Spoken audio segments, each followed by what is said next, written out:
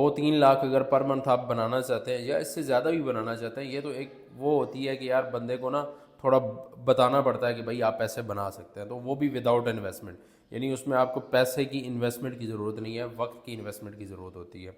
तो वो कैसे बनाना है, कैसे कमाना है, वो आपके पास एक स्किल होनी चाहिए।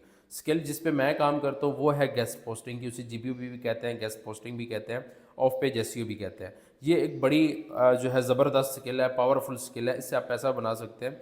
आपने क्या करना है, आपने ये पहले स्किल सीखनी है। स्किल सीखने के बाद आपने जाके फाइवर पे अपना अकाउंट क्रिएट करना है। फाइवर की गिग कैसे रैंक करती है, बस ये चीज़ें सीखनी है कि भाई उसको मैंने रैंक कैसे करना है। या आपने अपवर पे काम कर लेना है, एडसे पे काम कर लेना है, लिंक्डइन पे काम, मतलब काफ़ी डिफरेंट प्लेटफॉर्म है जिन पे आप ये अपनी स्किल बेच सकते हो। बस एक दुकान आपने खोलनी है और उसमें अपनी स्किल को रख देना है, बेचना है, वहाँ से आप बहुत अच्छा पैसा बनाओगे। ये मैं नहीं कहता कि आप 1 महीने के अंदर अंदर ही पैसे बनाओगे, लेकिन 1 डेढ़ महीना आपको सीखने में लगता है।